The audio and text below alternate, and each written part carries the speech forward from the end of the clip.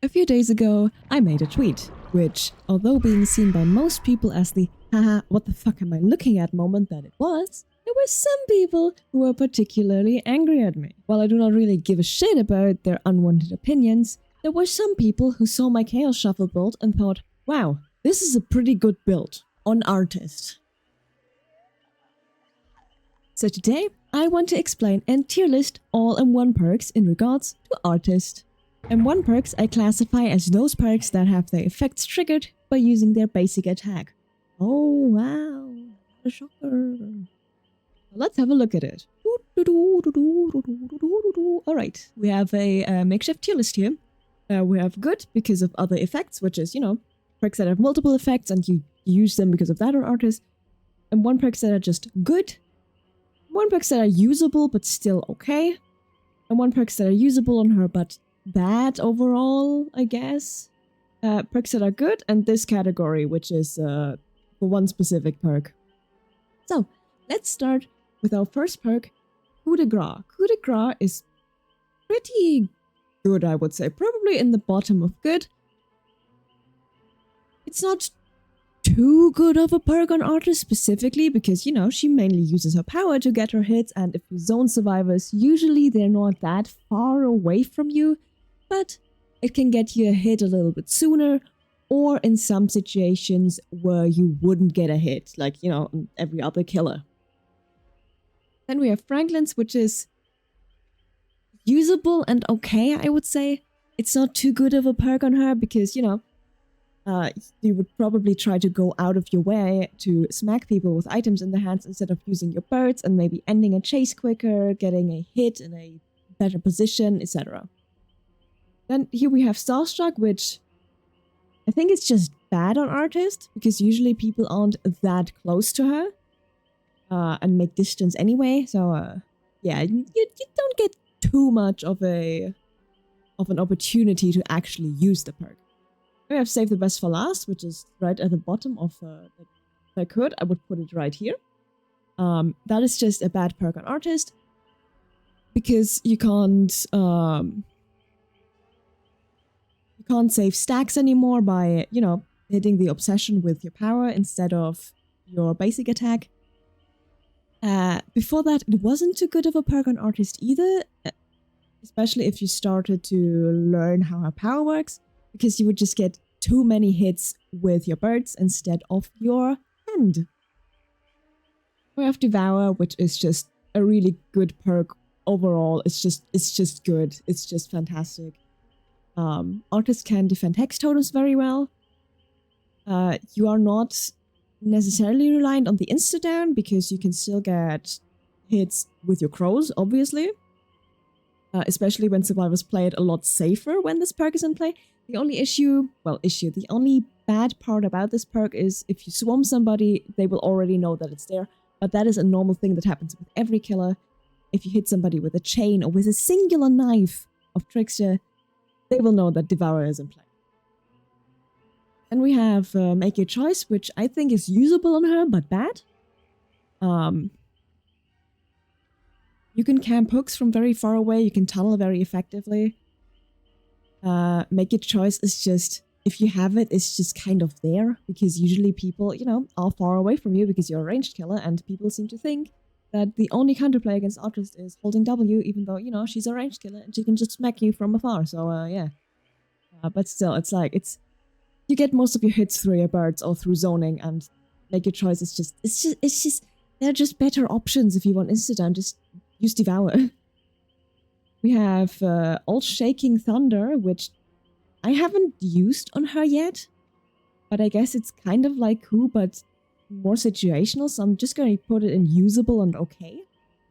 Like, I'm going to assume that it's like a decent perk like Coup is, but because the activation is a little bit more situational, I don't think it's going to be as impactful as that perk.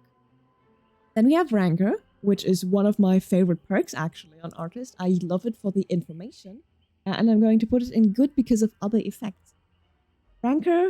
Rancor's insta-down and Mori effect is very nice, very good, but on killers like Artist, the information is just so much better that you get from it.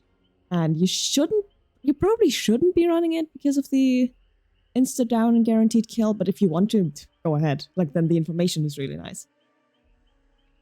Next up, we have Devour Hope, which I guess is either usable and bad or just bad. I'm gonna put it here. Maybe above Make Your Choice. Yeah, because... I'm thinking because Make Your Choice only ever activates on one person, blah, blah, blah. And Haunted Grounds can activate on somebody that whose ass you're sniffing right now. Haunted Grounds, because it's basically on a timer of... You just...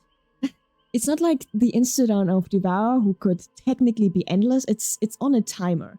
And if you don't get close to someone during that time, you're gonna have issues. Like, you basically just wasted a perk slot. Obviously, that is the same with every killer.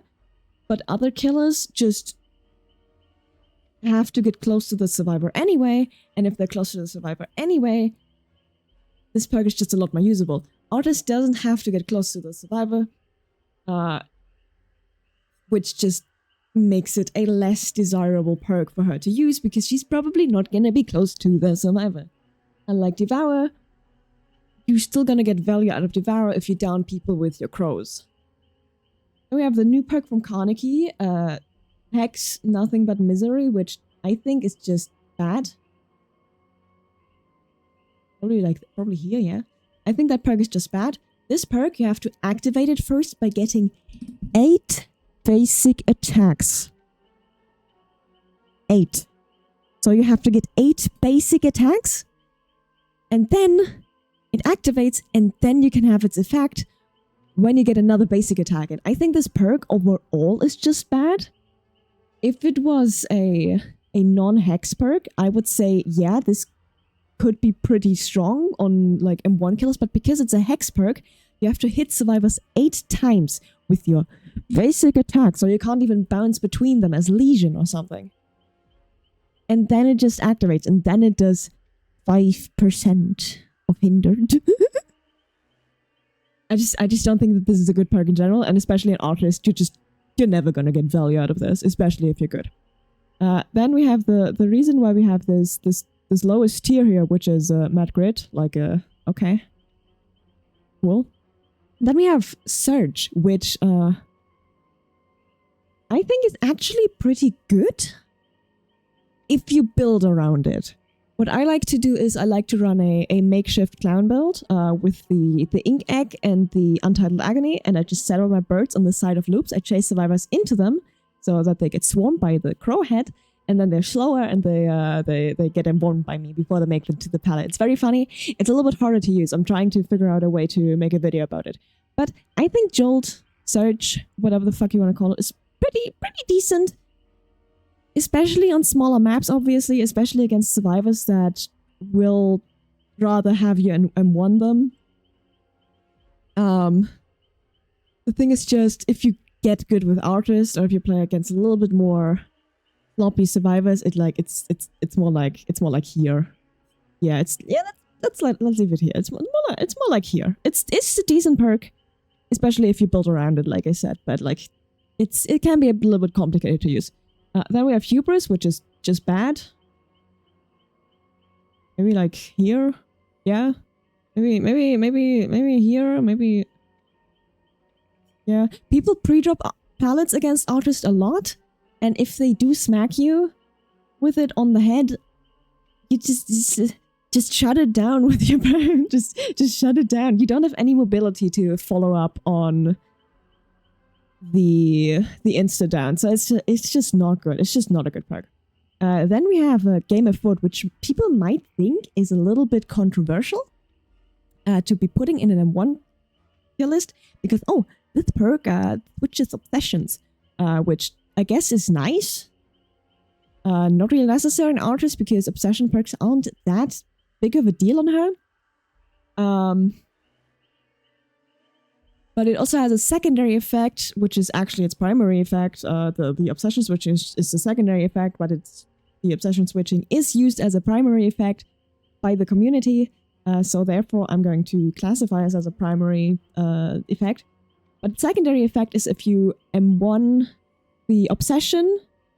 No, if you break a pallet if you break a pallet while chasing the obsession, you gain like a speed boost temporarily, which is just not, I guess it's like, it's just, you don't really care for it. It's just not.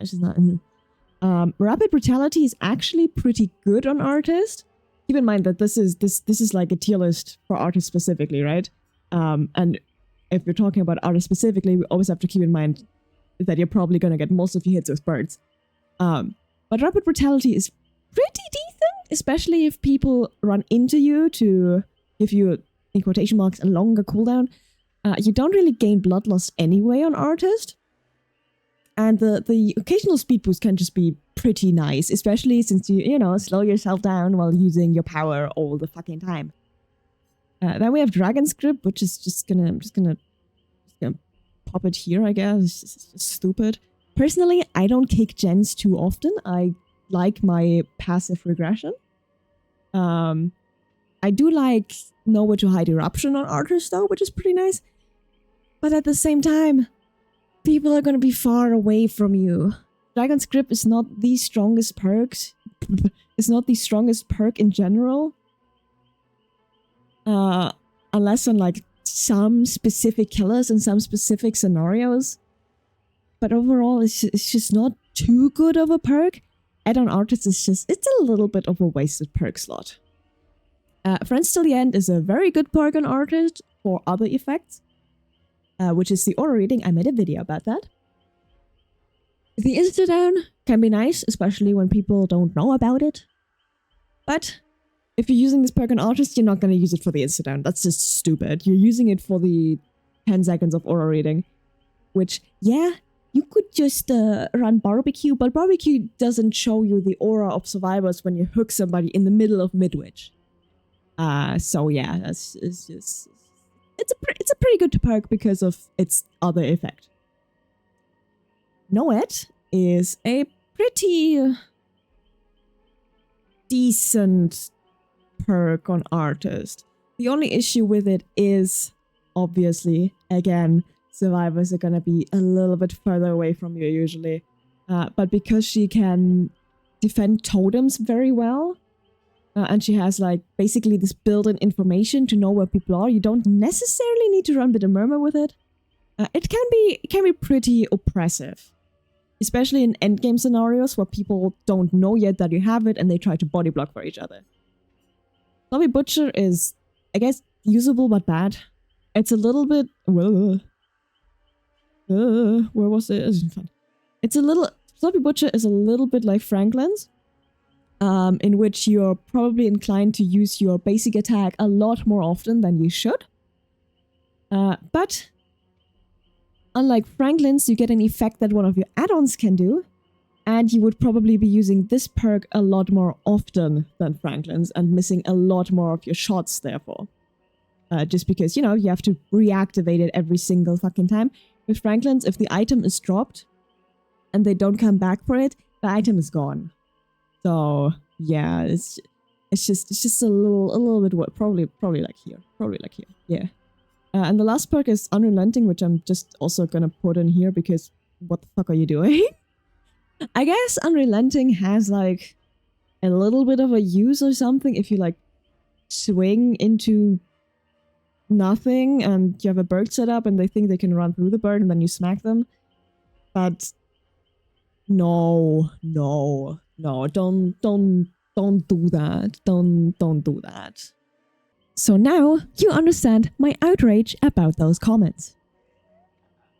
And I hope you understand Artist's power a little bit better and why some perks might be good on her. The other way around, why some perks might be bad on her that are usually good. For example, Zombie Butcher is a pretty solid perk, just not on this killer. Alright, if you enjoyed this, let me know by telling me about it so I can know, and have a good rest of your day. Bye bye. Living life, every day, late at night, not okay. All I want, and I pray, all I need are tomorrow's a better day. Fuck me, I'm looking in the mirror, so foggy, but I've never seen clearer. I don't really think anyone can save me, and honestly I'm not really sure I want saving. I like to be my own worst enemy. There's no risk if you don't try at anything, so I'ma just keep buying everything. See you in the next life, have to be a better me.